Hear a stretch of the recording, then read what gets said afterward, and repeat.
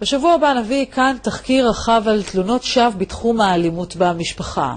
גם שם כוח רב נתון בידי המתלוננות או המתלוננים, וחיי משפחות נהרסים בשל תלונות שווא. הנה קטע מכתבתו של אמנון בנימין.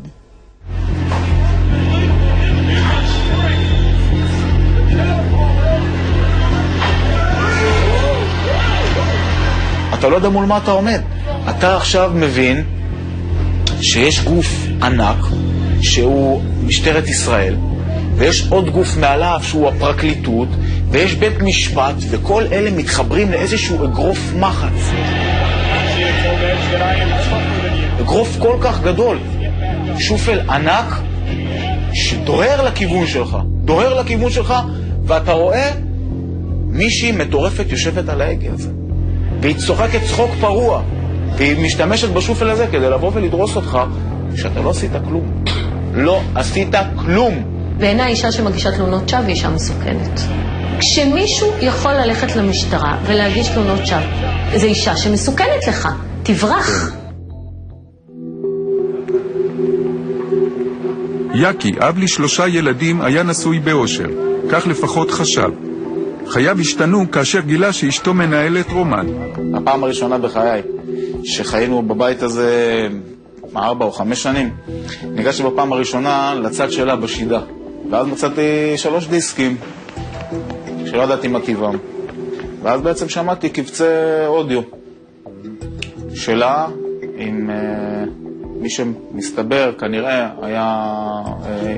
ניהל איתה רומן. בעקבות הגילוי המטלטל פתח יקי בהליך גירושים מאשתו.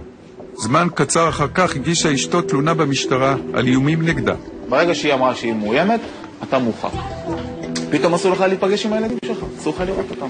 אתה שגידלת אותם מגיל 0, שהחלפתי להם טיטולים, שרחצתי אותם, שהאכלתי אותם, שירדתי איתם לגינה, שלקחתי אותם לגנים ולבתי הספר ולאספות הורים. הילדים שלך, אסור לך להתקרב אליהם, כי אתה בן אדם אלים, כי אתה בן אדם מסוכן.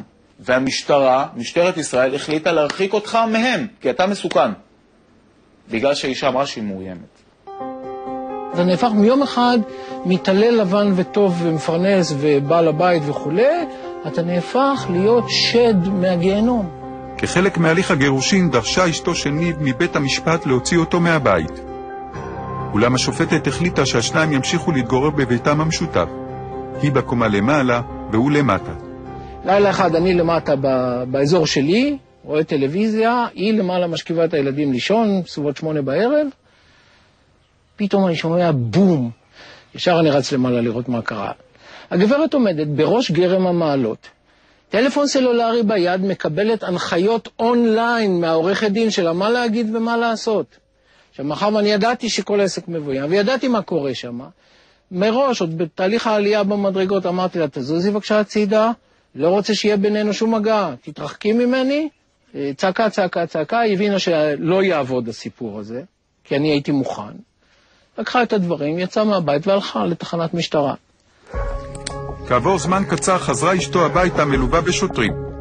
הוא נלקח קשור באזיקים לחקירה בתחנת המשטרה. התנפל עליי החוקר בצעקות. ואני לא מבין, כאילו, מה אתה רוצה ממני? מה עשיתי? כאילו, אפילו לא קיללתי אותה. מה אתה צועק עליי? אתה יודע מה? אני בטוח שאלפרון נכנס אליו לחדר לחקירה, הוא מתייחס אליו הרבה יותר יפה ממה שהוא התייחס אליי.